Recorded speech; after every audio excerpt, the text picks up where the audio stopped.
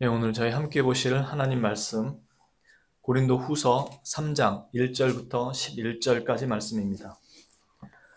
신약성경 288페이지 고린도 후서 3장 1절부터 11절까지 말씀입니다.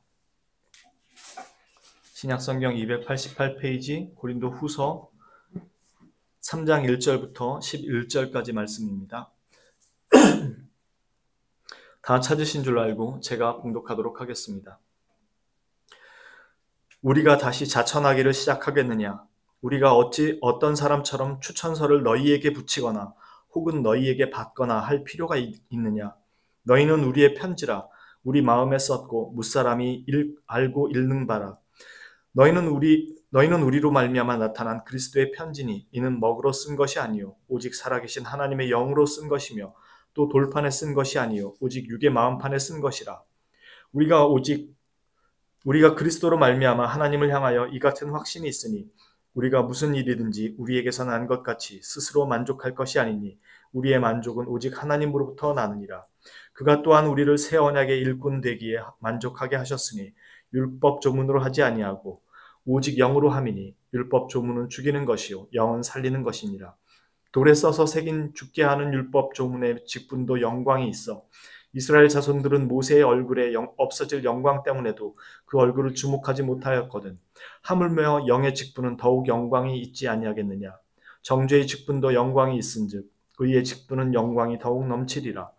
영광되었던 것이 더 큰 영광으로 말미암아 이에 영광될 것이 없으나 없어질 것도 영광으로 말미암았은즉 길이 있을 것은 더욱 영광 가운데 있느니라. 아멘.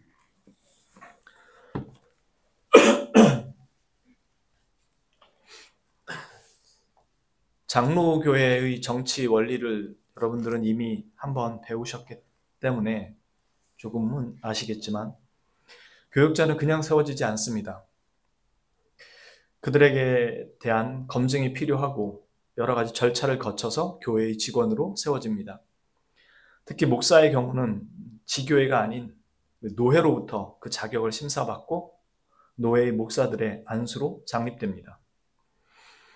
이때 보는 목사의 자격 요건으로 살펴보는 것 중에 중요한 요소가 소명입니다.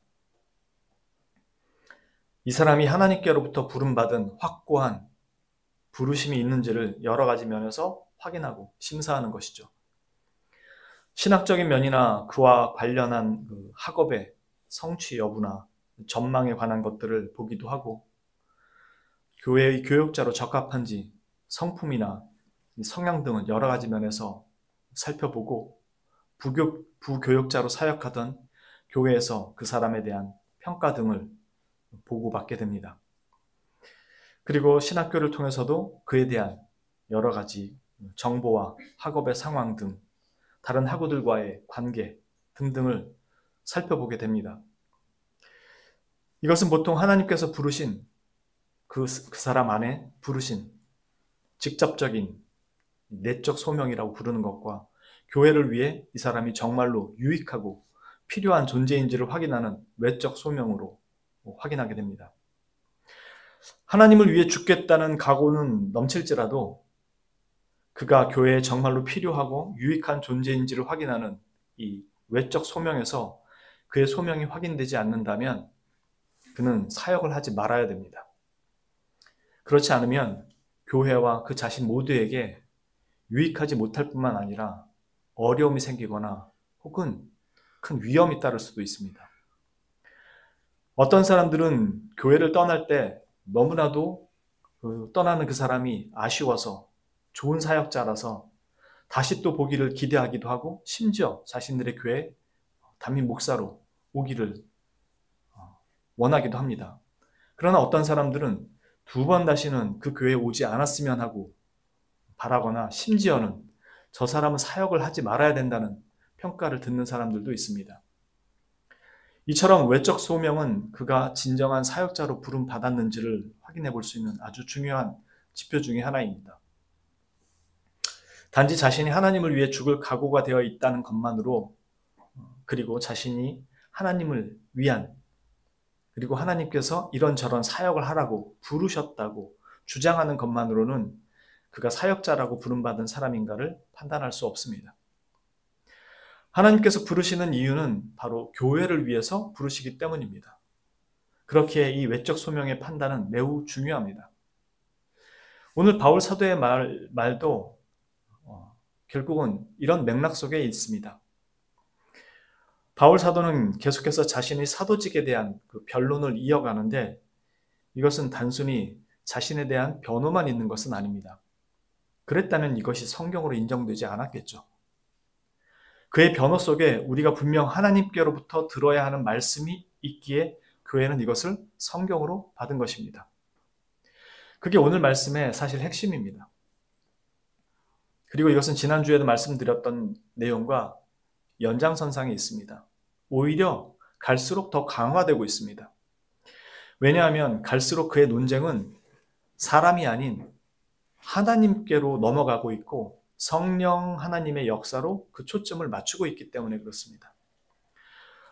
바울 사도의 핵심적인 논증은 사람이 아닌 하나님께로부터 받은 소명이고 그 증거가 너희라는 결론입니다. 더 이상 말이 필요 없는 얘기입니다. 왜냐하면 여러분, 너희가 지금 그리스도께로 돌이켰고 돌아오고 있지 않느냐? 무슨 증거가 더 필요하냐? 라는 것이죠. 이 주장은 그 다음에 이어지는 문맥에서 율법과 복음의 차이로 넘어가는 그 디딤돌 역할을 하고 있습니다. 하지만 오늘은 이 부분보다는 바울의 변론에 먼저 초점을 두고 말씀을 나누고자 합니다. 사실 지금까지 제가 드린 말씀이 서론, 본론, 결론이 다 들어가 있는 얘기입니다. 그래도 조금 더 이 문제를 한번 살펴보죠. 오늘 말씀해 보면 바울 사도가 마치 추천서가 별 의미가 없는 것처럼 말하는 것으로 보입니다. 사실 지금 이 문제는 어디서 시작된 거냐면은 바울의 사도직에 대한 것으로 시작이 됐는데 3장은 그 부분에 대해서 다시 한번 얘기할 때 뭐라고 그러냐면 내가 다시 한번 자천하겠느냐? 즉 내 스스로 너희에게 추천서를 보내겠느냐라고 묻는 겁니다. 어떤 사람들, 즉 거짓 교사들은 예루살렘에서 혹은 다른 교회로부터 추천서를 받아서 왔던 겁니다. 근데 바울 사도는 자신들 그 거짓 사도들에 의해서 그 사람은 사도가 아니다라는 입장이고 추천서를 너희한테 보낸 적이 있느냐? 우리처럼 다른 교회나 예루살렘으로부터 추천서 받아갖고 온 게 있느냐? 라는 식으로 바울에 대해서 시비를 걸었던 겁니다. 그런 상황에서 바울 사도는 추천서를 얘기하지 않고 너희가 우리의 추천서다, 편지다 이렇게 얘기한 겁니다. 그러니 바울 사도가 얼핏 보기에는 마치 추천서가 사람들에게 받은 추천서가 별 의미 없는 것처럼 말하는 것처럼 보입니다. 하지만 바울 사도의 의도는 그런 것은 아닙니다. 왜냐하면 바울 사도 자신이 직접 적극적으로 추천서를 써서 보낸 적이 여러 번 있기 때문입니다. 고린도전서 16장 10절에 보면 디모데가 이르거든 너희는 조심하여 그로 두려움이 없이 너희 가운데 있게 하라. 이는 그도 나와 같이 주의 일을 힘쓰는 자임이라. 디모데를 보내면서 써줬던 고린도전서에 썼던 추천서입니다. 로마서 16장 1절에 보면 내가 겐그레아 교회의 일꾼으로 있는 우리 자매 베베를 너희에게 추천하노니. 그래서 베베를 추천한다고 얘기합니다. 골로새서 4장 10절에 보면 나와 함께 갇힌 아리스다고와 바나바의 생질 마가와 이 마가에 대하여 너희가 명을 받았음에 그가 이르거든 영접하라 라고 해서 직접적인 추천서를 쓴 적이 여러 번 있습니다. 바울은 지금 추천서가 필요 없다는 식으로 말을 하는 것이 아닙니다. 이처럼 바울 사도는 추천서 자체를 무의미하게 여기지는 않았던 것으로 보입니다. 아마도 1절에서 보시듯 다시 자천하겠느냐, 다시 내가 나 스스로를 너희에게 추천하겠느냐를 통해서 볼 때 이미 자신의 사도직을 이전에 분명하게 변론했음을 알 수 있고 그렇게 굳이 다시 반복할 필요가, 그럴 이유가 없었음을 시사하는 것으로 보입니다. 그럼에도 자신의 사도직에 대한 변론을 멈추지 않는데 그것은 자신의 사도직 변론보다 거짓 교사들과 바울 일행을 구분하는데 도움과 유익을 주고자 하는 것으로 보입니다. 1절에 나타나는 추천서는 그들이 고린도 교회로 갈 때나 즉 고린도 교회로 갈 때 예루살렘이나 다른 교회에서 추천서를 받은 것이고, 혹은 고린도 교회로부터 다른 곳에 갈 때 고린도 교회인들로부터 추천서를 받아서 가는 그런 추천서를 얘기하고 있는 것입니다.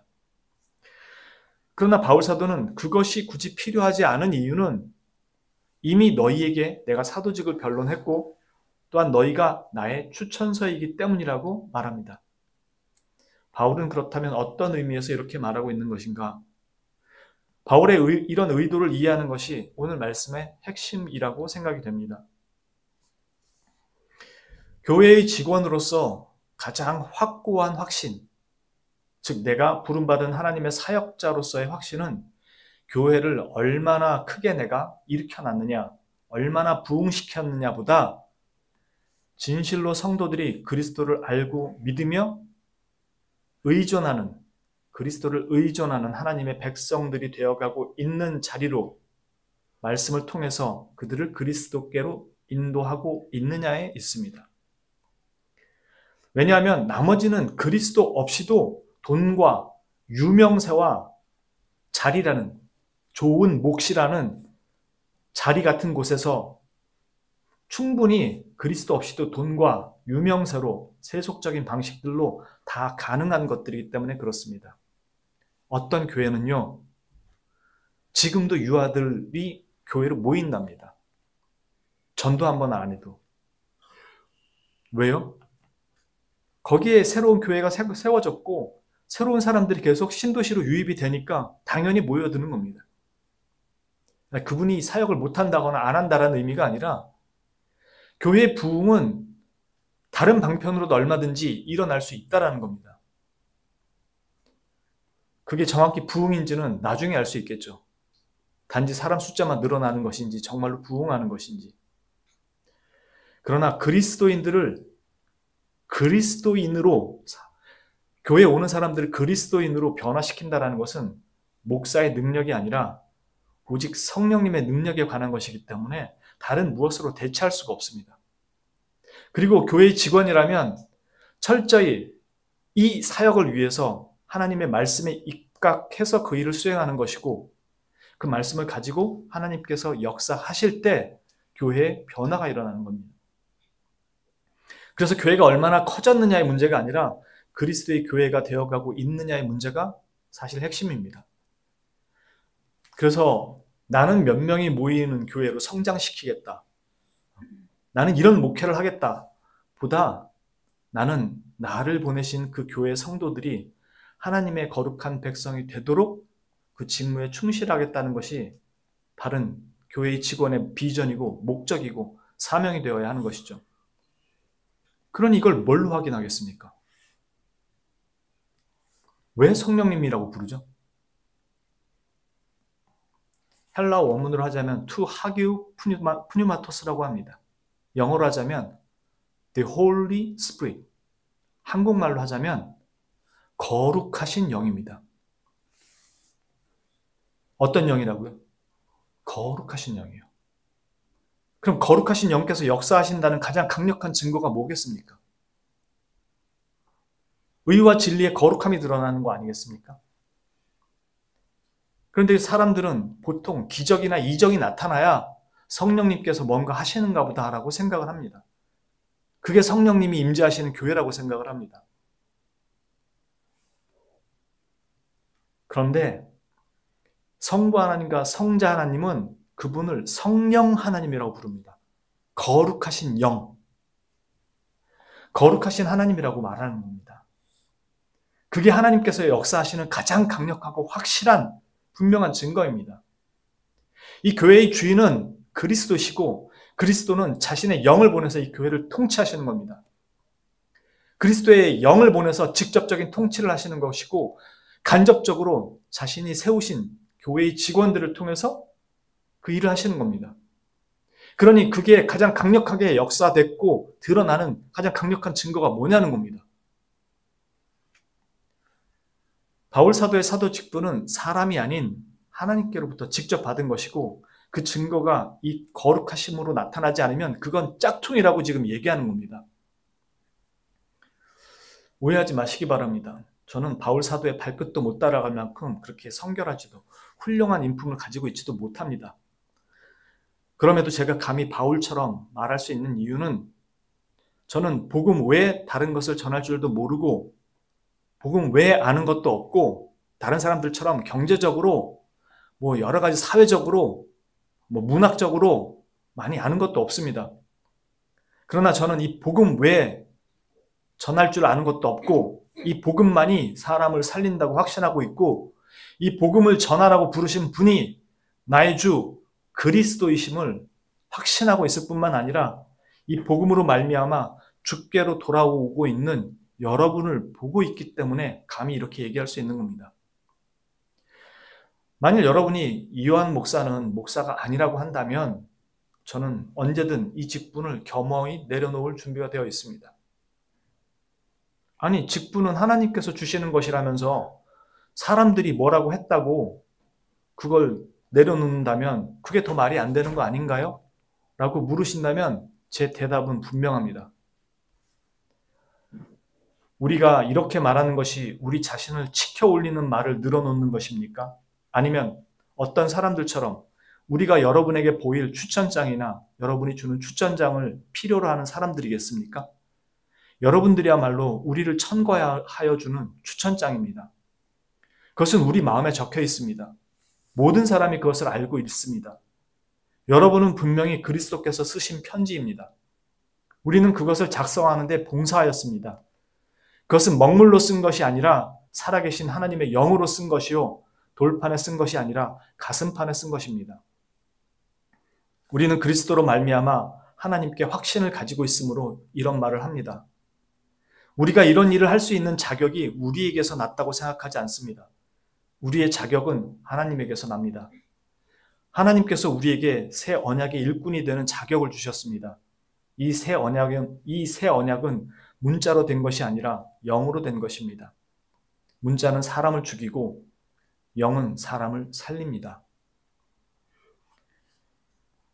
바울 사도가 지금 말한 내용을 새 번역으로 읽어드린 겁니다. 3장 1절부터 6절까지요. 이게 저의 확신에 찬 대답입니다. 여러분이 나의 목사직의 추천서고 그리스도께서 저와 여러분의 마음에 쓰신 편지의 내용입니다. 우리 모두가 한 성령으로 말미암아서 거듭났고 한 성령 안에서 하나의 교회 안에 모여 있고 하나의 지교회를 섬기기 위해 이렇게 모여서 함께 그리스도를 높이고 그분의 몸된 지체로 그분의 말씀 아래서 우리의 신앙을 지켜가고자 모여 예배와 찬양의 자리에 서 있는 것입니다. 여러분은 교회의 덩치를 키우기 위해서 모이지 않았고 거룩한 하나님의 지체가 되기 위해서 모여 있는 것입니다. 우리가 교회를 세워서 주께 드리는 것이 아니라 우리를 부르셔서 주의 교회로 몸된 교회로 들어오게 하신 겁니다. 그리고 저는 여러분이 거룩한 하나님의 백성으로 더디지만 느리지만 그렇게 변화해 갈지 모르지만 여전히 그리스도를 향해서 한 발씩 내딛는 하나님의 사람이라는 것을 믿고 있고 보고 있는 것입니다. 여러분의 그 모습이 제가 하나님의 사역자라는 가장 강력한 증거이고 여러분 또한 하나님의 백성이라는 가장 확실한 증거입니다. 왜냐하면 우리 모두 한 성령님의 역사와 인도와 돌보심 아래 있기 때문입니다. 누군가는 사회적인 유명세와 명함이 자신의 정체성과 소명을 입증하는 도구일 수 있겠지만 저는 제 사역의 모든 자리에서 그리스도를 갈망하고 찾아가는 여러분들의 모습을 보며 저의 부르심을 확인합니다. 혹여 제 안에서 그에 합당한 자격과 자질을 발견하지 못할 때에도 그래서 저의 무능함과 연약함과 부덕함으로 좌절하며 다 그만두고 평범한 성도로 돌아가고 싶은 생각이 저를 바닥까지 끄집어 내릴 때에도 주님께서 이 성도들을 이끌고 계시다는 사실을 목도할 때마다 이들을 변화시키는 것은 나의 영역이 아니구나. 그러면서도 나는 내게 맡겨진 직분이 하나님의 말씀을 이들에게 가감없이 전하는 것이구나. 그걸 다시 한번 깨닫습니다.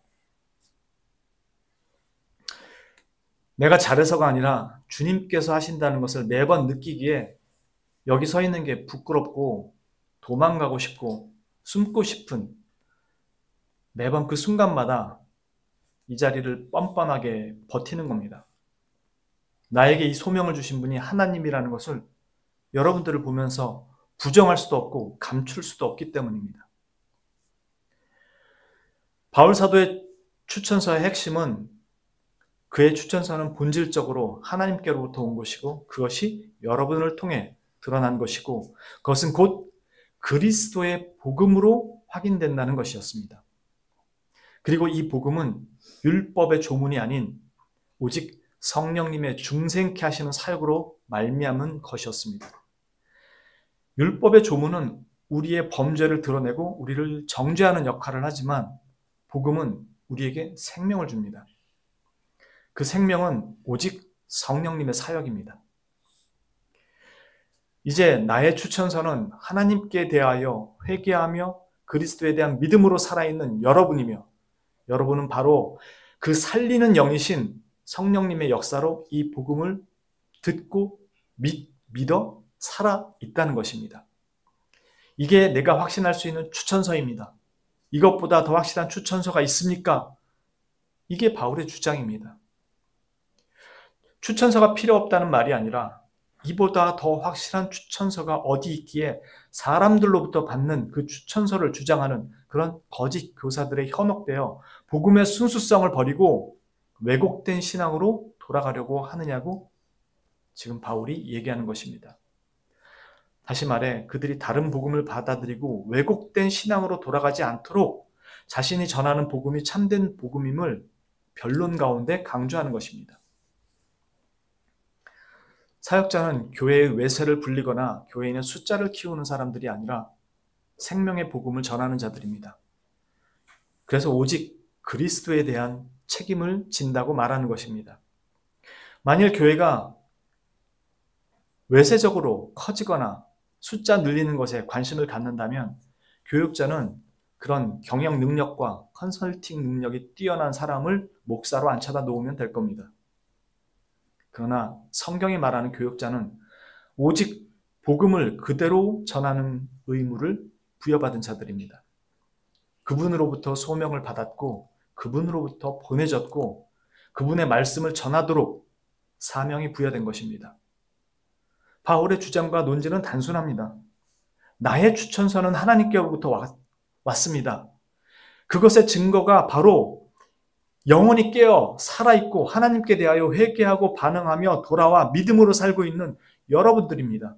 이것이 바로 나의 추천서입니다. 아주 간단한 논지입니다. 왜냐하면 사람을 살리는 직업이 의사라면 한 영혼을 주님의 은혜 안에서 생명을 받도록 부름받고 보내진 자들이 교육자들이고 그들은 복음이 아닌 다른 어떤 방식으로 그 사람의 영혼을 살릴 수 없고 그들을 살리는 것은 오직 자신의 말씀을 가지고 그들 가운데 역사하시는 삼위 하나님의 역사밖에 없기 때문입니다. 교역자는 그저 하나님의 사역자고 종이고 말씀의 수종자입니다. 살리는 분은 하나님이십니다. 그러니 그가 참된 교역자라면 사람이 살아나는 것은 하나님께서 그를 보내셨다는 가장 확실한 증거가 되겠죠. 살아난 그 사람만큼 가장 확실한 추천서가 어디 있겠습니까? 하나님께서 보낸 사람이 아니라면 살아날 수가 없겠죠. 그러나 하나님께서 보낸 사람이 맞다면 그리고 그가 하나님의 말씀을 전한다면 그 말씀을 듣는 누군가는 살아나겠죠. 그가 무엇으로 살렸느냐가 바로 그 다음 단락에 오늘 문맥의 다음 단락에 이어지는 바울의 주장입니다. 그건 다음 시간에 살펴볼 내용이지만 결론은 이미 나 있습니다. 복음, 즉 사망에 이르게 하는 율법이 아닌 믿음으로 말미암는 은혜의 복음으로 그 영혼들을 주께로 인도하는 종으로 쓰여지고 있다면 그는 하나님의 사역자가 맞다는 겁니다. 거짓 교사들은 어디서 왔는지 어디서 그걸 얻어왔는지 예루살렘에서 얻어온 추천서 하나 달랑 들고 와서 왜곡된 복음을 전하려 했던 사람들이고 심지어 고린도 교인들로부터 다른 곳으로 이동할 때 추천서를 받아서 가는 사람들이었습니다. 그 사람들 입맛에 맞게 해주면 그 사람들이 추천서를 써주겠죠. 그러나 바울은 어떻게 했다고요? 그들 가운데 있는 음행을 없애고 그들을 책망하고 교회에서 그를 쫓아내라고까지 합니다. 그런 바울 장로를 고린도 교회가 멸시를 해버렸던 겁니다. 바울은 그들에게 환심을 사기 위해서 그들의 입맛에 맞는 걸 말하지 않았고 복음을 왜곡해서 적당히 타협해서 전하지 않았고 하나님의 말씀을 가감없이 전했습니다. 그리고 시간이 지난 후에 바울의 그 간절함과 눈물 어린 호소에 복음으로 그들이 돌이키게 된 것이죠. 사역자란 가장 강력한 증거는 거기 있습니다. 성도들에게 인기를 얻느냐가 아니라 하나님의 말씀을 가감없이 전하느냐. 그래서 우리 역사 속에 교회로부터 쫓겨났던 많은 위대한 목사들이 있었습니다. 하나님의 말씀을 조금 더 가감없이 전하기 위해서 그렇게 쫓겨난 사람들이 많았습니다. 그 중에 대표적인 사람으로 조나단 에드워즈도 그런 사람 중에 하나였습니다. 칼빈도 쫓겨났었습니다. 교회의 교회됨은 그리스도의 주권에 있습니다. 성령 하나님의 거룩한 임재에 있습니다. 우리는 성령 하나님을 그냥 어떤 이름처럼 생각하기 쉬운데 아닙니다. 거룩하신 영입니다. 그분의 임재가 있다면 나타나야 될 반응은 너무나 분명합니다. 금가루가 쏟아지거나 사람이 뒤로 자빠져야 되는 게 아니라 거룩하게 변해가는 겁니다. 외세도 아니고 예배당의 외적 크기도 수적 성장도 아닙니다. 우리가 그리스도인이 되어가고 있느냐의 문제입니다. 이제 이 문제는 어떤 면에서는 지금 사도 바울이 자신의 사도직을 변론하지만 단지 사역자들에게만 국한되는 말씀이 아닙니다. 여러분들은 단지 저의 이 교역자의 편지가 아닙니다. 그리스도의 편지입니다. 그리스도의 편지란 말은 저와 여러분에게 이 복음이 새겨져 있고 그 내용이 여러분들 안에 심겨져 있다는 뜻입니다. 저와 여러분의 마음에 그 서신을 새기신 분이 성령 하나님입니다. 그리스도의 편지를 새기신 겁니다. 누군가 저에게 목회자가 맞냐고 묻는다면 여러분이 저의 편지라고 대답하듯이 누군가 여러분들에게 당신이 그리스도인이 맞습니까? 라고 묻는다면 여러분들은 종교란에 어디 제출하는 서류란에 기독교라고 써서 여러분이 기독교인이 아니고 여러분이 다른 사람들에게 여러분들을 바라볼 때 그리고 여러분 서로에게 더 나아가 다른 누군가에게 그리스도의 편지가 될 수 있어야 하는 것입니다. 그래서 오늘 말씀의 2절에 너희는 우리의 편지라 우리 마음에 썼고 무사람이 알고 읽는 바라 라고 말합니다.